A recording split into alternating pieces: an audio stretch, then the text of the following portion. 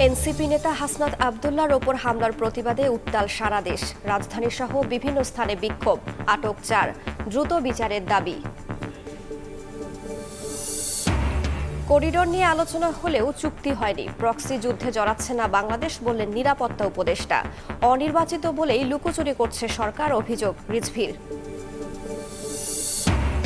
গণমাধ্যমের বিরুদ্ধে mob violence গণতন্ত্রের সঙ্গে সাংঘর্ষিক মন্তব্য মির্জা ফখরুলের।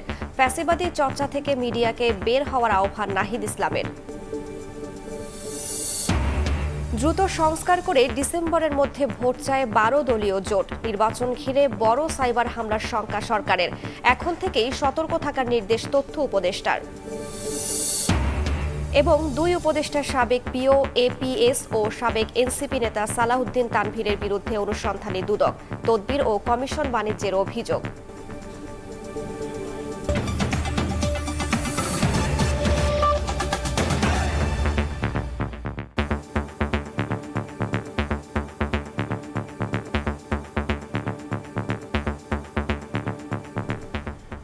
প্রবাসের সময়ের সঙ্গে আছি আমি রাইসা জান্নাত। জাতীয় নাগরিক পার্টি এনসিপির মুখ্য সংগঠক হাসনাত আব্দুল্লাহর ওপর হামলার ঘটনায় উত্তাল সারা দেশ। প্রতিবাদ জানিয়ে রাজধানী সহ দেশের বিভিন্ন স্থানে বিক্ষোভ মিছিল করেছে দলটির নেতাকর্মীরা। 24 ঘন্টার মধ্যে হামলাকারীদের গ্রেফতারের দাবি জানানো হয় বিক্ষোভ মিছিল পরবর্তী সমাবেশে। এদিকে হামলার সঙ্গে জড়িত বেশ কয়েকজনকে আটক করেছে পুলিশ। গাজীপুরে বাংলাদেশ কৃষি বিশ্ববিদ্যালয়ের অনুষ্ঠান শেষে ফেরার পথে রোববার সন্ধ্যায় চান্দনা চৌরাস্তায় এনসিপির মুখ্য সংগঠক হাসনাত আব্দুল্লাহর গাড়িতে হামলা করে দুর্বৃত্তরা। এ ঘটনায় রাতে ঘটনাস্থলে বিক্ষোভ কর্মসূচি পালন করা হয়। আওয়ামী লীগের পেজ থেকে অনলাইন সোশ্যাল মিডিয়াতে যেভাবে প্রমোট করা হচ্ছে, স্পষ্টত এটা আওয়ামী এবং ছাত্রলীগের সন্ত্রাসীদের দ্বারা অ্যাটাক আমরা বলতে পারি। যদি এই হামলার বিচার না করা হয়, আমরা 24 ঘন্টার ভিতরে আমাদের কর্মসূচি ইনশাআল্লাহ জানিয়ে দেওয়া হবে। দক্ষিণাঞ্চলের মুখ্য সংগঠক হাসনাত আব্দুল্লাহর ওপর হামলার ঘটনায় কেন্দ্রীয়ভাবে প্রতিবাদ জানিয়েছে জাতীয় নাগরিক পার্টি এনসিপি। রাত 10টায় রাজধানীর বাংলা মোটরে বিক্ষোভ সমাবেশ করে দলটির নেতাকর্মীরা। পরে বের করা হয় বিক্ষোভ মিছিল। মিছিলটি বাংলা মোটর থেকে শাহবাগ ঘুরে আবারও বাংলা মোটরে এসে শেষ হয়। আমরা এর সুষ্ঠু বিচার চাই এবং ইন্টারনেটকে কঠোর থেকে কঠোরতর পদক্ষেপ নিয়ে দেওয়ার জন্য আমরা দাবি জানাচ্ছি। আওয়ামী লীগকে নিষিদ্ধকরণ করতে হবে, ওদের বিরুদ্ধে নয়তো গৃহযুদ্ধ লেগে যাবে। জড়িত প্রত্যেককে আইনের আওতায় না আনা হয় তবে এনসিপির 24 ঘন্টার মধ্যে কঠিনতম কর্মসূচি ঘোষণা করতে বাধ্য হবে। একই দাবিতে বিক্ষোভ মিছিল করেছে ঢাকা বিশ্ববিদ্যালয়ের শিক্ষার্থীরা। হলপাড়া থেকে বের হয়ে রাজু ভাস্কর্যে এসে মিছিলটি শেষ হয়। এ সময় হামলার তীব্র নিন্দা জানিয়ে 24 ঘন্টার মধ্যে দোষীদের গ্রেফতারের দাবি জানায় শিক্ষার্থীরা। জুলাই অভ্যুত্থানের অগ্রনায়কের নিরাপত্তা দিতে ব্যর্থ হয় আমাদের মতো সাধারণ নাগরিকদের কিভাবে নিরাপত্তা দিবে? দ্রুত সময়ের মধ্যে আওয়ামী লীগকে নিষিদ্ধ এবং প্রক্লেমেশন অফ জুলাই রেভলিউশন ঘোষণা না করতে পারেন, তাহলে বিপ্লবী জনতা আবারও জুলাইয়ের ন্যায় রাজপথে নেমে এসে তাদের দাবি রাজপথ থেকে আদায় করে নেবে।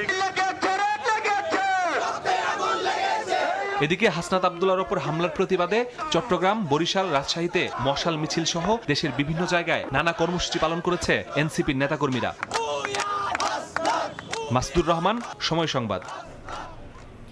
মানবিক করিডোর নিয়ে শুধু প্রাথমিক আলোচনা হয়েছে উল্লেখ করে জাতীয় নিরাপত্তা উপদেষ্টা খলিলুর রহমান জানান, এ নিয়ে কোনো সমঝোতা বা চুক্তি সই করেনি সরকার। বলেন, রাখাইনে কোনো প্রক্সি যুদ্ধে জড়াচ্ছে না বাংলাদেশ। অপতথ্য ছড়ানো বন্ধের আহ্বান তার। এদিকে মিয়ানমারে গৃহযুদ্ধ শেষ না হওয়া পর্যন্ত রোহিঙ্গা প্রত্যাবাসনের সম্ভাবনা নেই বলে জানান পররাষ্ট্র উপদেষ্টা। নীতিগতভাবে আমরা তো সম্মত, কারণ এটা হিউম্যানিটেরিয়ান একটা প্যাসেজ হবে। নীতিগত সম্মতি, ছোট্ট শব্দটার ওজন রীতিমতো নাড়িয়ে দিয়েছে গোটা দেশকে। আমাদের কিছু শর্তাবলী আছে, সেগুলি আমি ডিটেইলস এখন যাচ্ছি না। রাখাইনে চলমান সংকটে খাদ্য সহায়তা পৌঁছে দিতে মানবিক করিডোরের বিষয়ে নীতিগতভাবে সিদ্ধান্তের পররাষ্ট্র উপদেষ্টার বক্তব্যের পর থেকেই রাজনৈতিক অঙ্গনে সমালোচনার ঝড় ওঠে। এই সিদ্ধান্তের সঙ্গে আমাদের স্বাধীনতা, সার্বভৌমত্ব এবং ভবিষ্যতে এই অঞ্চলের শান্তি স্থিতিশীলতা জড়িত আছে। এই অপতৎপরতা যদি বন্ধ না করা হয়, তবে আমি সারা দেশের দেশপ্রেমিক জনতাকে উদাত্ত আহ্বান জানাবো, যুদ্ধের প্রস্তুতি নাও। সরকার যদি এই করিডোর দেওয়ার সিদ্ধান্ত থেকে সরে না আসে আগামীতে আবার রাজপথে নামা হবে।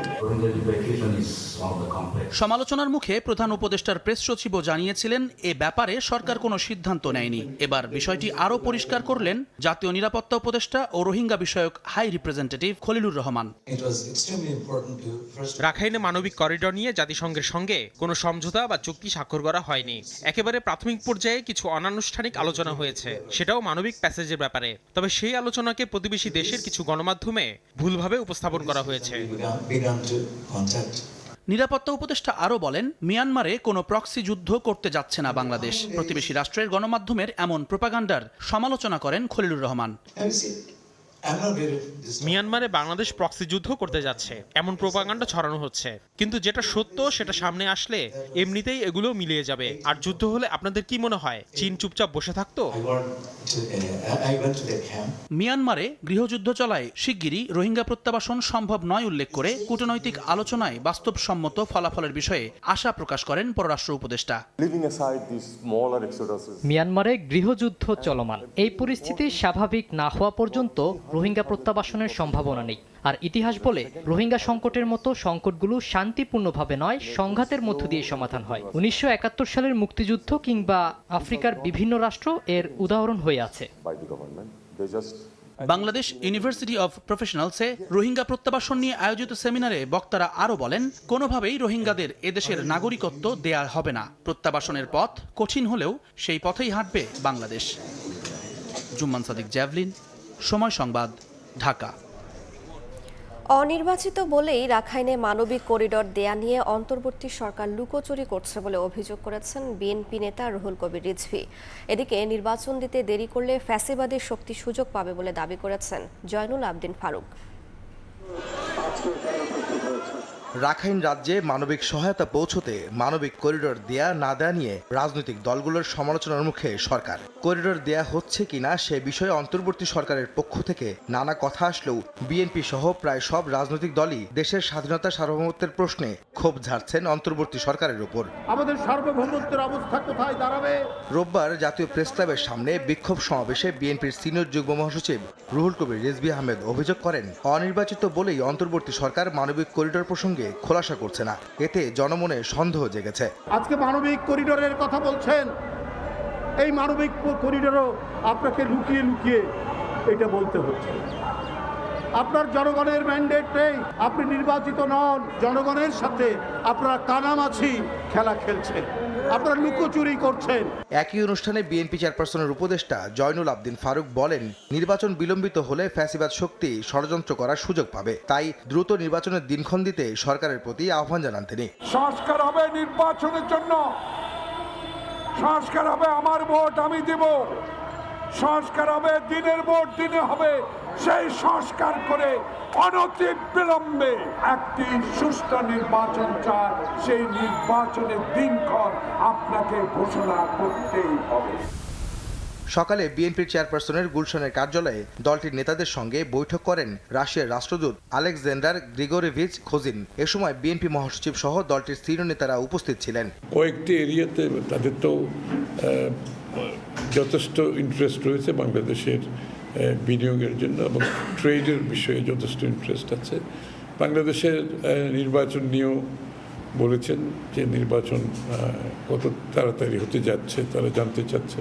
রূপপুর পারমাণবিক বিদ্যুৎ কেন্দ্র প্রকল্প নির্দিষ্ট সময়ের মধ্যে শেষ করতে চায় রাশিয়া। প্রয়োজন হলে সময় কিছুটা বাড়ানো যেতে পারে বলেও রাশিয়ার রাষ্ট্রদূত আশ্বস্ত করেছে বলেও জানান বিএনপি নেতা আমির খসরু। আহমেদ সালেহিন, সময় সংবাদ, ঢাকা। গণমাধ্যমের বিরুদ্ধে মব ভায়োলেন্স গণতন্ত্রের সঙ্গে সাংঘর্ষিক বলে মন্তব্য করেছেন বিএনপি মহাসচিব মির্জা ফখরুল ইসলাম আলমগীর। এদিকে এনসিপির আহ্বায়ক নাহিদ ইসলাম বলেন, ফ্যাসিবাদী চর্চা থেকে মিডিয়াকে বের হতে হবে।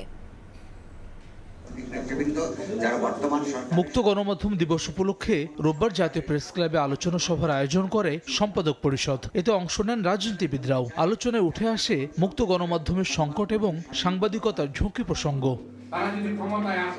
টানা 16 বছরের শাসনামলে অন্যান্য প্রতিষ্ঠানের মতো গণমাধ্যমকেও নিয়ন্ত্রণ করেছে আওয়ামী লীগ। এ কথা উল্লেখ করে এনসিপি আহ্বায়ক বলেন, মিডিয়াকে ফ্যাসিবাদ থেকে টেনে তুলতে হবে। মিডিয়ার ভিতরে যে ফ্যাসিজম প্রবেশ করেছে সেখান থেকে মিডিয়াকে আমরা কিভাবে বের করতে পারবো সে বিষয়ে আসলে আমাদের স্পষ্ট রূপরেখা প্রয়োজন। আদর্শিক আধিপত্য জায়গা থেকে যদি মিডিয়া বের না হয়, তাহলে আসলে এই জুলাই গণঅভ্যুত্থানের পরবর্তীতে আমরা যে মুক্ত গণমাধ্যমের প্রত্যাশা করি এবং জনগণের মিডিয়ার প্রতি যে আস্থা বিশ্বাসের জায়গা, সেটি আসলে সম্পূর্ণরূপে নিশ্চিত হবে না। বিএনপি মহাসচিব বলেন, গণমাধ্যমের বিরুদ্ধে মব ভায়োলেন্স কোনোভাবেই গ্রহণযোগ্য নয়। পছন্দ না হলে সেটা সম্পর্কে কথা বলা সব ঠিক আছে, কিন্তু সেই সংবাদ প্রতিষ্ঠানকে উড়িয়ে দেওয়া, তার প্রতি আপনার মব জাস্টিস প্রয়োগ করার চেষ্টা করা, এগুলোকে অবশ্য আমরা আমাদের সেই পুরনো মানুষেরা আমরা গণতন্ত্রের মানদণ্ড হিসেবে দেখতে পারি না। সম্পাদক পরিষদের সভাপতি ও ডেইলি স্টার সম্পাদক বলেন, সাংবাদিকদের বিরুদ্ধে ঢালাও হত্যা মামলা উদ্দেশ্যমূলক। 266 সাংবাদিক আজকে খুনের মামলা অথবা ভায়োলেন্ট ক্রাইমের আসামি। এটা আমি সাংবাদিকতা এবং আপনাদের সবাইকে বলছি, এটা আমাদের অসম্মানের কারণ। এটার অর্থ এই নয় যে কেউ কোনো দোষ করেনি, দোষ করে থাকলে তাকে সঠিকভাবে মামলা করে তাকে শাস্তি দেন। অপতথ্য ঠেকাতে গণমাধ্যমকে অগ্রণী ভূমিকা পালনের আহ্বান জানান বক্তারা। ভয়ের মধ্যে থাকে। হাসান ওয়ালি, সময় সংবাদ, ঢাকা। জুলাই আন্দোলনে কিছু সাংবাদিকের বিরুদ্ধে সহিংসতায় উস্কানির অভিযোগ উঠলেও তাদের বিরুদ্ধে হত্যা মামলা উদ্বেগজনক, এমন মন্তব্য করেছেন গণমাধ্যম সংস্কার কমিশনের প্রধান কামাল আহমেদ। এদিকে তথ্য ও সম্প্রচার উপদেষ্টা মাহফুজ আলম মনে করেন, সাংবাদিকদের নীতি নির্ধারকদের প্রশ্ন করার সুযোগ নিশ্চিত করতে হবে। সাংবাদিক সুরক্ষা আইনের বিষয়ে পর্যালোচনা চলছে বলেও জানান উপদেষ্টা। বিশ্ব মুক্ত গণমাধ্যম দিবস উপলক্ষে রাজধানীতে টিআইবির কার্যালয়ে অনুষ্ঠিত হয় বিশেষ আলোচনা সভা। এতে উপদেষ্টা, গণমাধ্যম সংস্কার কমিশনের প্রধান নির্বাহী সহ বিশিষ্টজনরা অংশ নেন। কমিশন যেটা হইল, বক্তব্যে তথ্য ও সম্প্রচার উপদেষ্টা বলেন, সরকার যেমন জনগণের কাছে জবাব দিতে বাধ্য, তেমন সাংবাদিকেরাও দায়িত্বশীলতার জায়গা থেকে নীতি নির্ধারকদের প্রশ্ন করার সুযোগ থাকা উচিত। সাংবাদিক সুরক্ষা আইনের বিষয়ে পর্যালোচনা চলছে বলেও জানান তিনি। আমরা আজকে সরকারে আছি, আমরা জনগণের কাছে অ্যাকাউন্টেবল, রেসপন্সিবল, সবকিছু জবাব দিতে বাধ্য। এই নীতি নির্ধারণ পর্যায় থেকে সংবাদ মাধ্যমে বিভিন্ন নিউজ হয় বা অপিনিয়ন তৈরি হয়, সেটাকে অবশ্যই প্রশ্ন করার এবং অ্যাকাউন্টেবল করার সুযোগ থাকা উচিত। গণমাধ্যম সংস্কার কমিশনের প্রধান বলেন, জুলাই আন্দোলনে কিছু সাংবাদিকের বিরুদ্ধে সহিংসতার উস্কানিদার অভিযোগ উঠলেও তাদের নামে হত্যা মামলা দেয় অস্বস্তিকর পরিবেশ তৈরি হয়েছে। এ সময় সাংবাদিকদের আর্থিক সুবিধা ও নিরাপত্তা নিশ্চিত করার পাশাপাশি হামলা, হুমকি ও মব বন্ধে ব্যবস্থা নিতে সরকারের প্রতি আহ্বান জানান তিনি। অনেকের বিরুদ্ধে মিথ্যা মামলা হচ্ছে, হত্যা মামলা। সাংবাদিকরা তো হত্যা করতে যায়নি। হ্যাঁ, অনেকে তার রাজনৈতিক কারণে, রাজনৈতিক মতাদর্শ, রাজনৈতিক বিশ্বাস কিংবা রাজনৈতিক দলের সক্রিয় সমর্থক হওয়ায় উস্কানিমূলক সহিংসতায় উস্কানি দিয়েছেন, সেজন্য সহিংসতায় উস্কানি দেওয়ার মামলা হতে পারে, আইনে সেই বিধান আছে। এদিকে নারী সংস্কার কমিশনের প্রতিবেদনের সমালোচনা ও নারীর প্রতি কুরুচিপূর্ণ মন্তব্যের নিন্দা জানিয়ে এই বিষয়ে সরকারের নিশ্চুপ ভূমিকা নিয়ে প্রশ্ন তোলেন টিআইবি প্রধান ইফতেখারুজ্জামান। যে ধরনের অকথ্য ভাষায় এই দাবি উত্থাপন করা হচ্ছে এবং সবার সামনে নারীর প্রকৃতিকে যেভাবে ফেসবুকে ছড়িয়ে দেওয়া হলো, সেটা কোনো সভ্য দেশে হয় না। অন্তর্বর্তীকালীন সরকার, যা রাষ্ট্র সংস্কারের দায়িত্ব, তারা কিন্তু এই বিষয়টা নিয়ে একটিবার মুখ খুলে নেই, অন্তত আমি দেখি নেই। আদনান তুর্য, সময় সংবাদ, ঢাকা। দ্রুত সংস্কার কার্যক্রম শেষ করে ডিসেম্বরের মধ্যে ভোটের তাগিদ দিয়েছেন 12 দলীয় জোট। আর দলগুলোকে কিছুটা ছাড় দিয়ে হলেও এক জায়গায় আসার আহ্বান জাতীয় ঐকমত্য কমিশনের সহসভাপতির। রাষ্ট্র সংস্কারে বিভিন্ন রাজনৈতিক দলের সঙ্গে আলোচনার ধারাবাহিকতায় রোববার সকালে 12 দলীয় জোটের সঙ্গে বৈঠকে বসে জাতীয় ঐকমত্য কমিশন। সূচনা বক্তব্যে কমিশনের সহসভাপতি আলী রিয়াজ বলেন, সবার সঙ্গে আলোচনা করে ঐকমত্য ভিত্তিতেই তৈরি হবে জাতীয় সনদ। তবে এর দায়িত্ব কেবল কমিশনেরই নয়, ছাড় দিতে হবে দলগুলোকেও। ঐকমত্য তৈরি করতে হলে সবাইকেই কিছু না কিছুটা ছাড় দিতে হবে। ভিন্ন মতের জায়গাগুলোকে সংকুচিত করে এক জায়গায় আসবার জন্য আপনারা আপনাদের সহযোগী রাজনৈতিক শক্তিগুলোকে অনুপ্রাণিত করবেন। পৌনে 4 ঘন্টার বৈঠকে কমিশনের 110 প্রস্তাবের সঙ্গে একমত হয় 12 দলীয় জোট। তবে সরকারের মেয়াদ ও প্রার্থীর বয়স কমানোর বিপক্ষে তারা। পাশাপাশি স্থানীয় সরকার নির্বাচন পদ্ধতি সহ কমিশনের 48 প্রস্তাবের বিরোধিতা করে জোটটি। সংসদের মেয়াদ যে 4 বছর করার প্রস্তাব দেওয়া হয়েছে, আমরা এটা সম্পূর্ণ বিরোধিতা করেছি। একজন কচিকাঁচা শিশুকে আমরা সংসদে প্রেরণ করতে পারি না আইন প্রণয়নের জন্য। মেম্বারদের ভোটে চেয়ারম্যান এবং কাউন্সিলরদের ভোটে মেয়র, এই ব্যাপারে আমরা তীব্র বিরোধিতা করেছি এবং ওনাদের সাথে আলোচনা করে মনে হয়েছে যে ওনারা অনেক বেশি উচ্চাকাঙ্ক্ষী চিন্তা করছেন। যত দ্রুত সম্ভব এই সংস্কারের কাজ শেষ করে ডিসেম্বরের মধ্যে একটি নির্বাচনের মাধ্যমে জনগণের সরকার প্রতিষ্ঠা করা লক্ষ্যে আমরা এগিয়ে যাব ইনশাআল্লাহ। বিকেলে কমিশনের সঙ্গে বৈঠকে সংস্কার শেষে দ্রুত ভোট দেওয়ার আহ্বান জানায় বাংলাদেশের সমাজতান্ত্রিক পার্টি। সংবিধান সংস্কার, সেখানে জনসম্পৃক্ততা প্রয়োজন। নির্বাচনের মাধ্যমে জনপ্রতিনিধি নির্বাচিত হবে এবং জনপ্রতিনিধিরা জাতীয় সংসদে এই সংস্কারগুলো করবেন। ৭১ ও ২৪কে একই পাল্লায় না মাপার আহ্বান জানান দলটির নেতারা। বাদ দিয়ে এখন যে বিষয়টি। আতাউর কাউসার, সময় সংবাদ, ঢাকা। প্রবাসের সময় আরও থাকছে। তিস্তা মহাপরিকল্পনা বাস্তবায়নের দাবিতে রংপুরে গণপদযাত্রা। শেখ হাসিনার মতো চাটুকার সরকারের কারণেই পানির ন্যায্য হিস্সা মেলেনি, মন্তব্য মির্জা আব্বাসের। তদবির বাণিজ্যের অভিযোগে দুই উপদেষ্টার সাবেক এপিএসপিও এবং এনসিপির সাবেক নেতা সালাউদ্দিন তানভীরের বিরুদ্ধে অনুসন্ধান শুরু করেছে দুদক। একইভাবে ব্যারিস্টার সৈয়দ সাইদুল হক সুমনের অবৈধ সম্পদের খোঁজও নিচ্ছে সংস্থাটি। এদিন প্রায় ৩ কোটি টাকা আত্মসাতের অভিযোগে বেঙ্গল গ্রুপের চেয়ারম্যান মোর্শেদ আলম সহ ৩ জনের বিরুদ্ধে মামলা করেছে দুদক। উপদেষ্টা আসিফ মাহমুদ সজীব ভুঁইয়ার সাবেক এপিএস মোয়াজ্জেম হোসেন ও স্বাস্থ্য উপদেষ্টা নূরজাহান বেগমের সাবেক ব্যক্তিগত কর্মকর্তা তুহিন ফারাবের বিরুদ্ধে শত কোটি টাকার তদবির বাণিজ্যের অভিযোগ ওঠে। এছাড়াও এনসিপি থেকে অব্যাহতি পাওয়া সাবেক যুগ্ম সদস্য সচিব সালাউদ্দিন তানভীরের বিরুদ্ধে ওঠে কমিশন বাণিজ্যের অভিযোগ। এবার অভিযুক্তদের বিরুদ্ধে অনুসন্ধানে নামার কথা জানালো দুদক।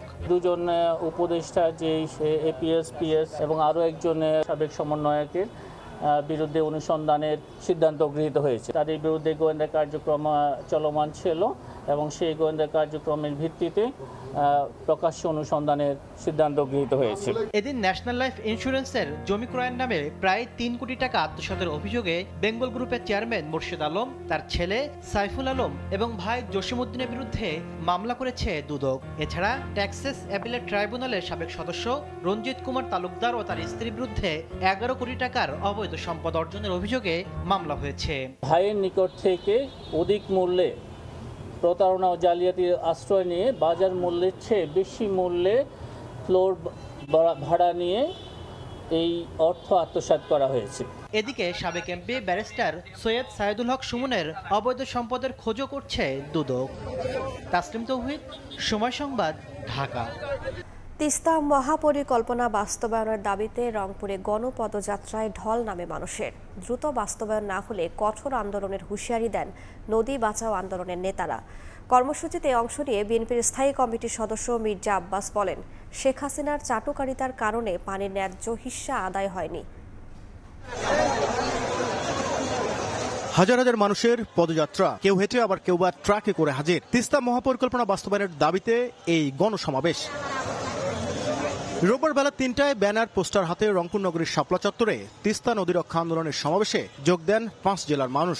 আন্দোলনে তিস্তা বাঁচাও নদী বাঁচাও সংগ্রাম পরিষদ সহ একাত্মতা জানায় সামাজিক, সাংস্কৃতিক ও রাজনৈতিক সংগঠন। এই তিস্তা পারের মহাপরিকল্পনা যদি বাস্তবায়ন হয় তাহলে এই ৫ জেলার মানুষের ভাগ্য অবশ্যই পরিবর্তন হবে। আমাদের উত্তরাঞ্চলের বৈষম্যের শিকার আমরা, এই অঞ্চলের বৈষম্যের শিকার থেকে আমরা আমাদের মুক্তি পেতে চাই। আজকের পরেও যদি দাবি মানা না হয় তাহলে এরপরে আমরা ধীরে ধীরে আস্তে আস্তে আমরা কঠিন কর্মসূচি দিতে বাধ্য থাকব। কর্মসূচিতে অংশ নিয়ে বিএনপির স্থায়ী কমিটির সদস্য মির্জা আব্বাস বলেন, শেখ হাসিনার চাটুকারিতার কারণে তিস্তার পানির ন্যায্য হিস্সা থেকে বঞ্চিত হয়েছে রংপুরের মানুষ। কিছুদিন আগে যে সরকার ছিল সে কখনোই এই দাবি দেওয়া কখনো পূরণ করার মতো সক্ষমতা রাখলেও যেহেতু তার ক্ষমতায় থাকতে হবে সেহেতু সে সেগুলো পূরণ করার চেষ্টাও করত না। গণপদযাত্রা গিয়ে শেষ হয় রংপুর জেলা স্কুল মাঠে। তিস্তা মহাপরিকল্পনা বাস্তবায়নে অন্তর্বর্তী সরকার উদ্যোগ নেবে বলে প্রত্যাশা আন্দোলনকারীদের।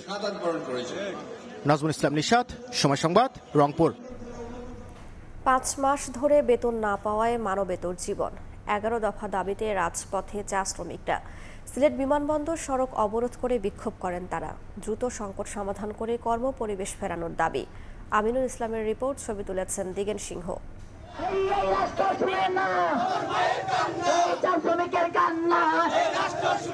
20 সপ্তাহ ধরে বেতন পান না চা শ্রমিকরা। মানবেতর দিন কাটছে তাদের। এবার বেতন ভাতা সহ 11 দফা দাবিতে রাজপথে নামলেন তারা। রোববার দুপুর 12টার পর প্লেকার্ড ও লাল নিশান উড়িয়ে মিছিল নিয়ে সিলেট বিমানবন্দর সড়ক অবরোধ করেন বিক্ষুব্ধ শ্রমিকরা। তারা জানান, গত কয়েক মাস ধরেই বকেয়া বেতনের দাবি জানিয়ে আসছেন তারা। দ্রুত সংকট সমাধান করে বাগানগুলোতে কর্মপরিবেশ নিশ্চিতের দাবি জানান শ্রমিকরা। কর্ম করে যাচ্ছি, কিন্তু আমাদের কোনো বেতনাদি নাই। 4-5টা মাস হয়ে যাচ্ছে, আমাদের পেটে খানি নাই, বাচ্চা কাচ্চার মুখে হাত দিতে পারছি না। খালি কই যে এই সপ্তাহ দিম না, আর সপ্তাহ দিমু, আর সপ্তাহ দিম না, এই সপ্তাহ দিমু। প্রতিশ্রুতি শুনতে শুনতে আর ভালো লাগে না। আমরা দেখেন যে চা বাগানের চা শ্রমিককে আমার মনে হয় যে মানুষ বলেই গণ্য করছে না। আন্দোলনরত শ্রমিকরা সড়কে অবস্থান নেওয়ায় সৃষ্টি হয় তীব্র যানজট। 2 ঘন্টা পর সেনাবাহিনী তাদের দাবি নিয়ে সংশ্লিষ্ট কর্তৃপক্ষের সঙ্গে কথা বলার আশ্বাস দিলে তারা সড়ক ছেড়ে দেন। 10 জন প্রতিনিধি আমরা সিলেক্ট করে ইউএন অফিসে পাঠানো হয়েছে। উইদিন 24 আওয়ার্স ইনশাআল্লাহ একটা সলিউশন আমরা পেয়ে যাব। বছর খানেক ধরেই সিলেটের চা বাগানগুলোতে বেতন ভাতা নিয়ে চলছে শ্রমিক অসন্তোষ। আমিনুল ইসলাম, সময় সংবাদ, সিলেট। ঈদুল আজহা সামনে রেখে সক্রিয় পশু চোরাকারবারীরা। সীমান্তের কাঁটাতার পেরিয়ে আসা এসব পশু ঢুকছে রাজধানী সহ দেশের বিভিন্ন প্রান্তের বাজারে। এতে দুশ্চিন্তায় প্রান্তিক কৃষক, খামারি ও ব্যবসায়ীরা।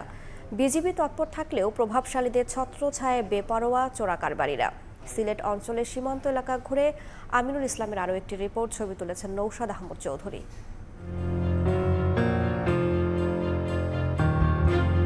রাতে সবাই যখন ঘুমিয়ে ঠিক তখনই যেন দিনের শুরু পশু চোরাকারবারীদের। ভারত সীমান্তের কাঁটাতার পেরিয়ে গরু, মহিষ সহ নানা ধরনের পশুর চালান নির্দিষ্ট এলাকা পর্যন্ত পৌঁছে দিতে পারলেই মিলে পারিশ্রমিক। সীমান্তরক্ষীদের চোখ ফাঁকি দিতে নানা কৌশলে এসব চোরাকারবারীরা সিলেট অঞ্চলের বিভিন্ন সীমান্ত দিয়ে বছরের পর বছর করছে ব্যবসা।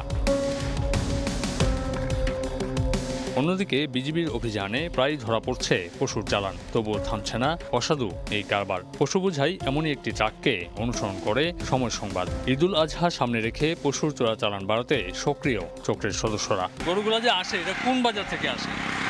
বগুলা বাজার। এখন হরিপুরের এদিকে হালকা আসে, আর এদিকে সাতকের ওদিকে কিছুটা হালকা হালকা আসে। সুনামগঞ্জের দোয়ারাবাজার উপজেলার ভারত ঘেঁষা বগুলা বাজারে সময় সংবাদ। বিভিন্ন ফার্মের নাম দিয়ে বাজারে রয়েছে পশু রাখার অস্থায়ী ঘর। অভিযোগ আছে এখানেই মিলে ভারতীয় গরু মহিষের দেশি ছাড়পত্র। তো আমরা ওপেন দেখতেছি, রাস্তাটা যাইতেছে, কিন্তু বাজারে আসলে এটা বৈধ হয়ে যায়। প্রতিদিন 100 থেকে 150 গরুর রিসিট হয়। এই রিসিট পেলে তো সারা বাংলাদেশ আর গরু ধরবে না কেউ। বাজারে ভারতীয় পশু ঢুকে পড়ায় দুশ্চিন্তায় প্রান্তিক কৃষক, খামারি ও ব্যবসায়ীরা। ভারতীয় গরু আসা দেশে গরুর দাম কমে যায়। যেগুলো বিক্রি 1 লাখ, বিঘে 60,000, 70,000, 80,000।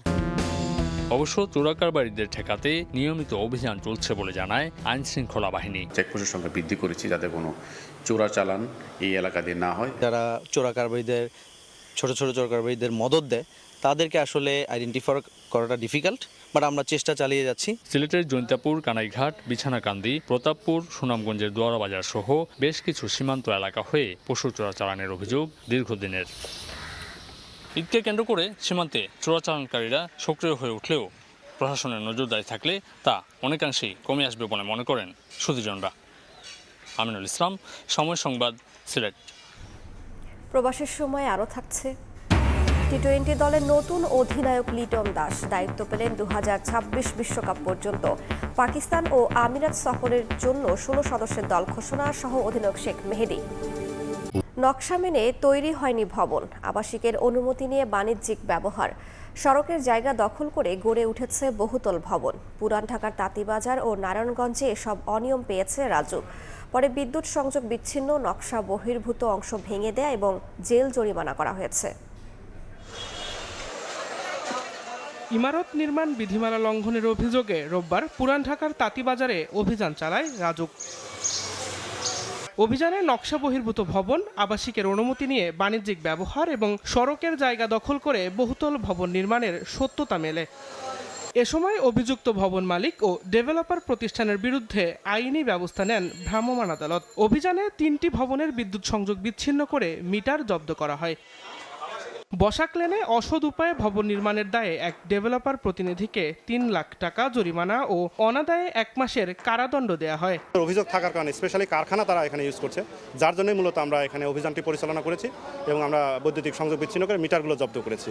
একই দিন নারায়ণগঞ্জের ফতুল্লায় ৫টি নির্মাণাধীন ভবনে অভিযান চালায় রাজুকের আরেকটি দল। ভেঙে ফেলা হয় নকশা বহির্ভূত অংশ। এ সময় একটি ৫তলা ভবনের মালিককে ৬০,০০০ টাকা জরিমানা করে ভ্রাম্যমাণ আদালত। যেটুকু আমাদের কাছে আমরা ব্যত্যয় পেয়েছি নকশা দেখে, ততটুকু আমরা ভেঙে ফেলার নির্দেশ দিয়েছি। পাশাপাশি হচ্ছে যে তাদের যে নির্মাণ মিটারটা ছিল ওই মিটারটা আমরা জব্দ করেছি। অভিযান চলাকালে অন্য ৪ ভবনের মালিককে না পাওয়ায় ভবনগুলোর বিদ্যুৎ সংযোগ বিচ্ছিন্ন করে মিটারগুলো জব্দ করে রাজুক। দিন মোহাম্মদ সাব্বির, সময় সংবাদ, ঢাকা। ময়মনসিংহে শিল্পাচার্য জয়নুল আবেদিন পার্কের ভিতরে থাকা অবৈধ স্থাপনা উচ্ছেদ করা হয়েছে। শনিবার দুপুরে সেনাবাহিনী, পুলিশ এবং ফায়ার সার্ভিসের সদস্যদের নিয়ে অভিযান পরিচালনা করে সিটি কর্পোরেশন। এ সময় চটপটি, ফুচকা, ফাস্টফুডের দোকানসহ 7টি অবৈধ স্থাপনা ভেঙে গুঁড়িয়ে দেওয়া হয়। নগর জুড়ে অবৈধ স্থাপনার বিরুদ্ধে এ অভিযান চলবে বলে জানায় কর্তৃপক্ষ। ঈদুল আজহা ঘিরে অবৈধ পথে গবাদি পশু আনা ঠেকাতে আইনশৃঙ্খলা বাহিনীকে সতর্ক থাকতে নির্দেশ দিয়েছেন মৎস্য ও প্রাণী সম্পদ উপদেষ্টা। শনিবার দুপুরে সচিবালয়ে সংবাদ সম্মেলনে একথা বলেন উপদেষ্টা। বলেন, কোরবানি উপলক্ষে চাহিদার তুলনায় দেশে অতিরিক্ত গবাদি পশু থাকায় এবছর আমদানি করা হবে না। কোরবানির জন্য এবার ১,২৪,৪৭,৩৩৭টি গবাদি পশু প্রস্তুত রয়েছে। এবছর উত্তরবঙ্গ থেকে ঢাকা হয়ে চট্টগ্রাম পর্যন্ত কোরবানির পশু সরবরাহের জন্য বিশেষ ট্রেনের ব্যবস্থা থাকবে।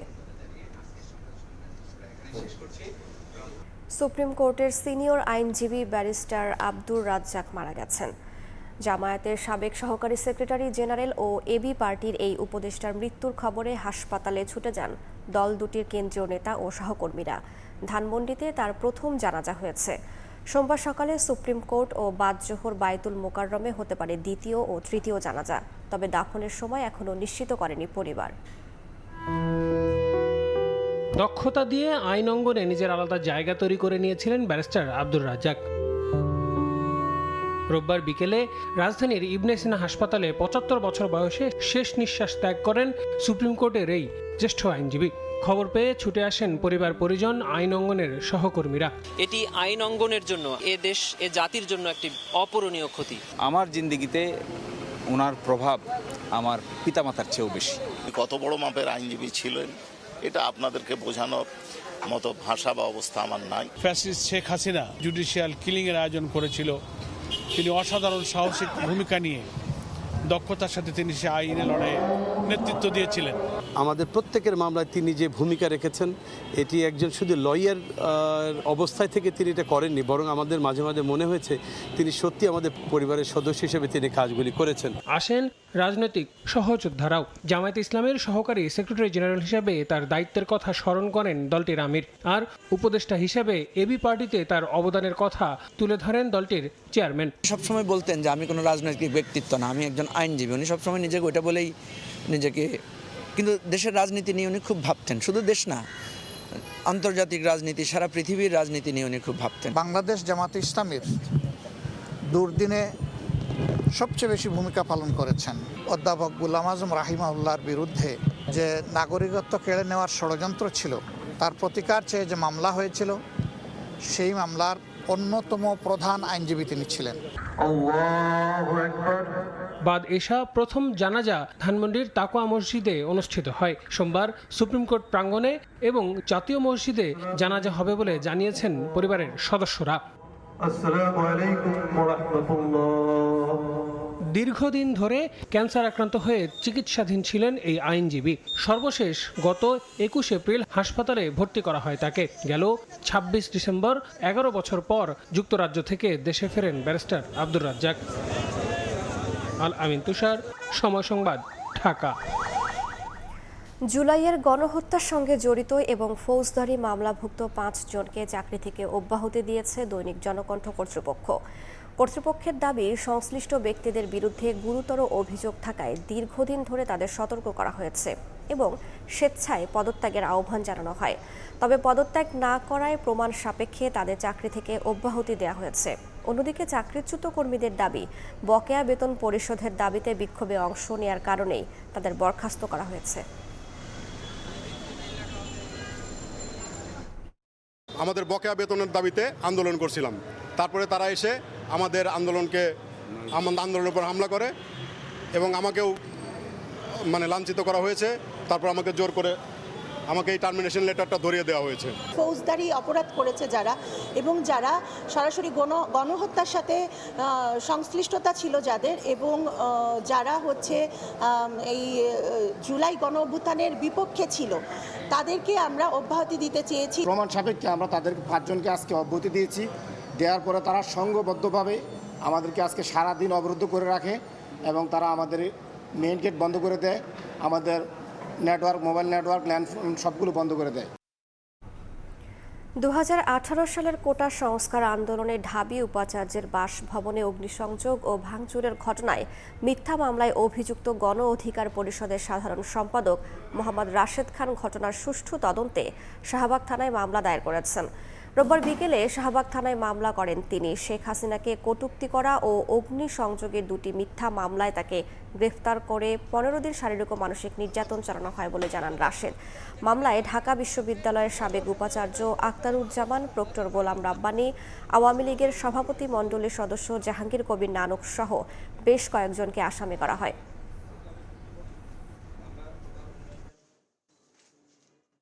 বিশ্ববিদ্যালয় প্রশাসনের পক্ষ থেকেই মামলাটি করা হয়েছিল। সেই সময়কার ভিসি, প্রক্টর সহ বিশ্ববিদ্যালয়ের প্রশাসন তারা একটিবারের জন্য বলেনি রাশেদ খান এই মামলার আসামি নন, বরং আমাকে অ্যারেস্ট করার পরে সেই সময়কার ভিসি আখতারুজ্জামান বলেছিল আমাদেরকে মোল্লা ওমর এবং জঙ্গির সাথে তুলনা করেছিল।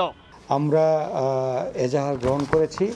আমরা এটা পরবর্তী যে আইনগত কার্যক্রম, মামলা রুজু হচ্ছে এবং আমরা এটা তদন্ত করে আইনগত ব্যবস্থা গ্রহণ করব।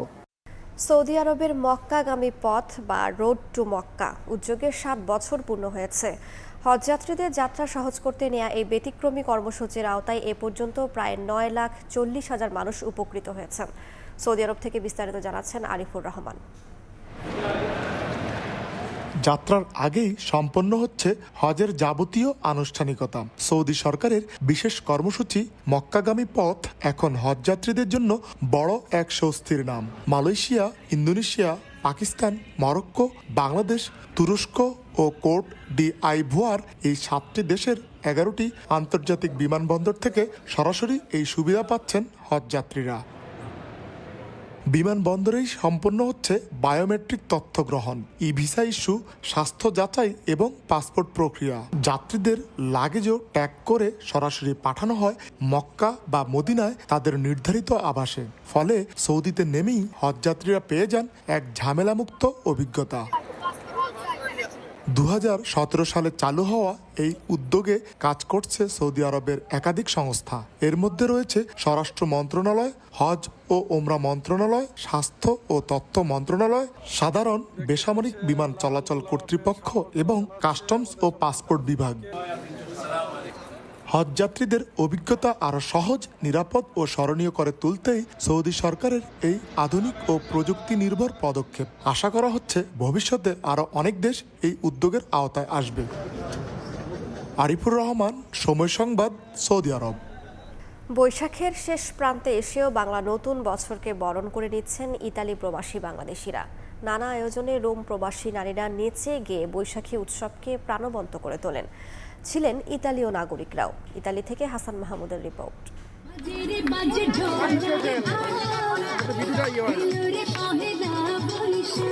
পোপ ফ্রান্সিসের মৃত্যু এবং দুর্যোগপূর্ণ আবহাওয়ার কারণে এবার বাংলা নতুন বছরকে বরণ করতে একটু দেরি হয়েছে ইতালি প্রবাসীদের।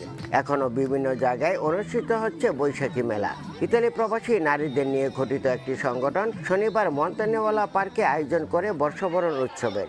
এখানে নারীরা ছাড়াও নতুন প্রজন্মের শিশু এবং ইতালীয়রাও অংশগ্রহণ করেন। দেশীয় নানা খাবার, বাংলাদেশের সংস্কৃতির নানা উপকরণের প্রদর্শনীর পাশাপাশি নিচে গিয়ে নারী এবং কিশোরীরা মেতে ওঠেন এই বৈশাখী উৎসবে।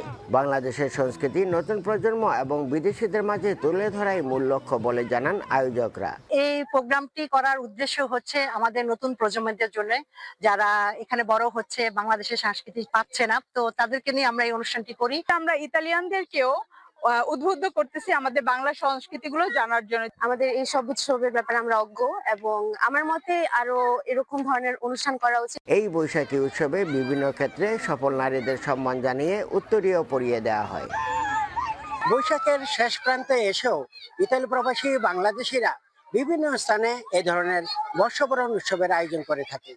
ইতালি প্রবাসী বাংলাদেশি নারীরা দেশীয় কৃষ্টি ও সংস্কৃতি বিদেশিদের মাঝে ছড়িয়ে দেবার চেষ্টা করে থাকেন এ ধরনের আয়োজনের মধ্য দিয়ে। হাসান মাহমুদ, সময় সংবাদ, ইতালি।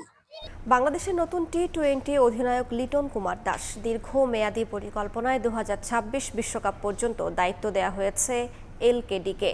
সংযুক্ত আরব আমিরাত ও পাকিস্তান সফরের জন্য 16 সদস্যের দল ঘোষণা করেছে বিসিবি। ইনজুরির কারণে বিশ্রামে তাসকিন, বাদ পড়েছেন আফিফ, নাসুম আর রিপন মণ্ডল। এই দুই সিরিজের সহ অধিনায়ক শেখ মেহেদী। টি-20 বিশ্বকাপে ব্যর্থ হয়ে দায়িত্ব ছেড়েছিলেন নাজমুল হোসেন শান্ত। স্থায়ী সমাধানের পথ না পেয়ে বিসিবি ওয়েস্ট ইন্ডিজ সিরিজ পার করেছে লিটনের কাঁধে দায়িত্ব দিয়ে। সামনে টি-20 ফরম্যাটে বাংলাদেশের ব্যস্ত সূচি। আগামী বছরের শুরুতেই শর্টার ফরম্যাটের মেগা আসর, সেটা নিয়ে দীর্ঘমেয়াদী পরিকল্পনা বিসিবির। এলকেডি ছাড়াও নতুন অধিনায়ক হিসেবে তাসকিনও ছিলেন আলোচনায়। তবে লিটনই আস্থা বোর্ডের ব্যাখ্যা দিলেন তার পারফরমেন্সের ঘাটতি নিয়ে। লিটন কুমার দাসকে আমাদের জাতীয় দলের টি-20 দলের অধিনায়ক হিসাবে মনোনীত করা হয়েছে। আমরা জানি যে তার পারফরমেন্সটা খুব জরুরি, ব্যাটিংয়ে বিশেষ করে। সেটা যদি আমরা একটু গুছিয়ে নিতে পারি তাহলে মনে হয় আমাদের এই দলটা ওখানে ও খুব ভালো একটা রোল প্লে করতে পারবে।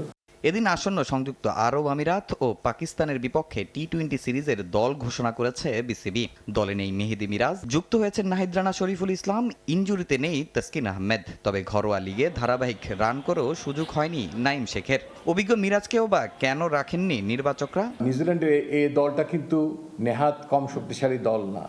এখানে যদি তাকে একটা বড় অপরচুনিটি আমরা হোয়াইট বলে দেই, তার মেধার পূর্ণ বিকাশ ঘটাতে পারেন। মিরাজ is a very very important বলি, ভ্যালুয়েবল বলি আমাদের জাতীয় দলের জন্য।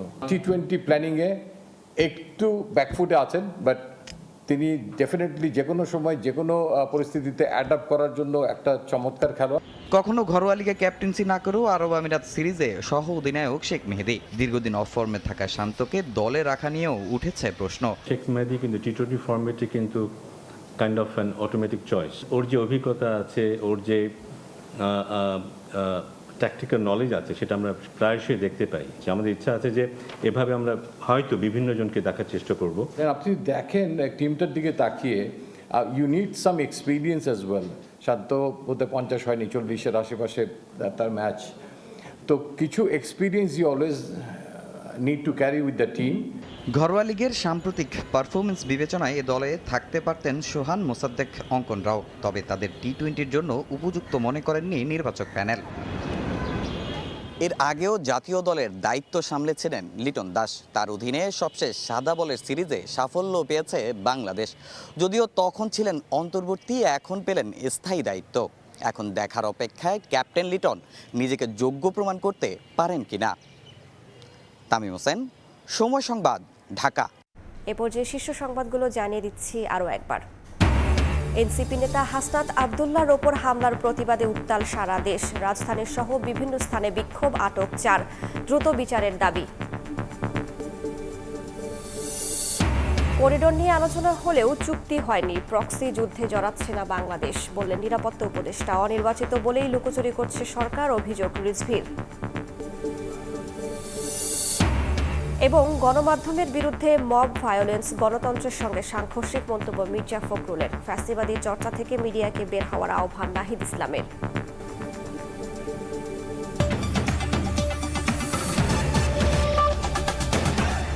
এই ছিল প্রবাসের সময়ের সঙ্গেই থাকুন সময়ের।